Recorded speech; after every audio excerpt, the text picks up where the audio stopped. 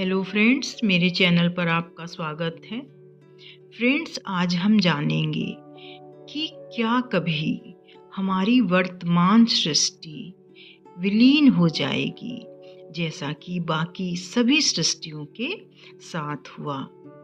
और यह विषय मैंने श्री मातृवाणी से लिया है। तो आइए शुरू करते हैं। किसी साधक ने श्री माँ से प्रश्न किया, माँ, कहा जाता है कि असुरों में भी भगवान का अंश होता है। अगर ऐसा है तो जब भगवान असुर से लड़ते हैं तो असुर में विद्यमान भगवान क्या करते हैं? माता जी कहती हैं, वे फिर से भगवान में समा जाते हैं। लेकिन तुम्हें यह कहानी मालूम है? जैसा कि रामायण में है, भगवान उसे फिर से अपने में समो लेते हैं। इस अर्थ में यह कहानी बिल्कुल सच्ची है। फिर से प्रश्न आता है, तो फिर रूपांतर तब तक नहीं हो सकता जब तक कि भगवान अपने आप को भगवान के अंदर खींच न लें। माता जी कहती हैं, अरे वही तो प्रलय है, वह रूपांतर नहीं, पृथ्वी का विघटन है। कहा जाता है कि 6 सृष्टियां थी, यानी विश्व के 6 मूर्त रूप थे और 6 बार विश्व वापिस जा चुका है। माता जी आगे कहती हैं, जानते हो, शास्त्रों में बताया गया है कि वह भगवान में वापिस समा चुका है, लेकिन कहते हैं कि यही अंत है। यह स्पष्ट है कि यह एक अंत तो है, लेकिन यह निष्पत्ति नहीं है। क्योंकि सृष्टि में किसी चीज का अभाव था, इसलिए उसे वापिस खींच लेना और दोबारा बनाना जरूरी था। और कहा यह जाता है कि हमारी वर्तमान सृष्टि 7वीं है और 7वीं होने के नाते यही वास्तविक है, यानी अंतिम है, और इसे फिर से खींच नहीं लिया जाएगा। यह अधिकाधिक पूर्ण होती जाएगी, इसका रूपांतर होता रहेगा ताकि इसे खींच लेने की आवश्यकता न पड़े। माता जी आगे कहती हैं, वर्तमान सृष्टि का गुण संतुलन है।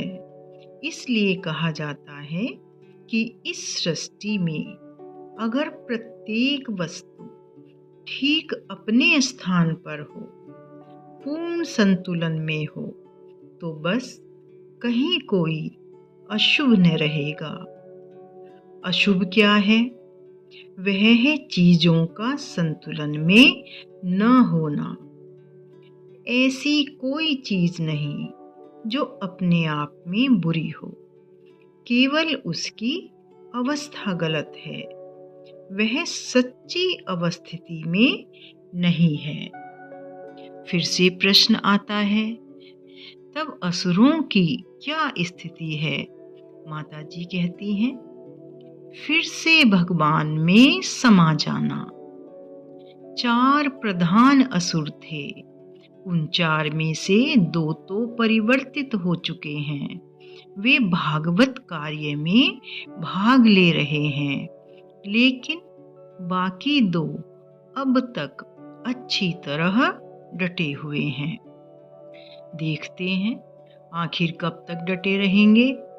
इसलिए उनके सामने चुनाव है, परिवर्तित होकर, यानी अपनी सही जगह लेकर पूर्ण समग्रता में संतुलित रहना, अथवा विलीन हो जाना, यानी अपने मूल में पुनः समा जाना। माता जी आगे कहती हैं, उनमें से एक ऐसा है जिसने लगभग परिवर्तित होने की कोशिश तो की है, लेकिन सफल नहीं हो पाया। जब उसे कोशिश करनी पड़ी तो वह उसे बहुत अप्रिय लगा, इसलिए उसने इसे किसी और समय के लिए स्थगित कर दिया। दूसरा तो कोशिश करने से भी इनकार करता है। जगत में उसने अपने लिए एक बहुत बहुत ही महत्वपूर्ण स्थान सुरक्षित कर लिया है, क्योंकि अनभिज्ञ लोग उसे राष्ट्रों का स्वामी कहते हैं। वास्तव में अभी कुछ देर पहले मैं उन शक्तियों की बात कर रही थी जो पृथ्वी पर शासन करती हैं और अपने शासन को बिल्कुल नहीं छोड़ना चाहती। वे उससे पूरी तरह संतुष्ट हैं।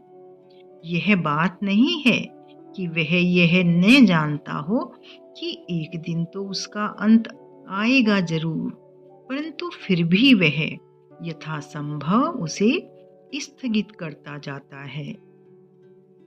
माताजी आगे कहती हैं, लेकिन चूंकि उसके परिमाण मानवीय नहीं होते, इसलिए यह काफी लंबे अरसे तक इस तरह चला सकता है ना?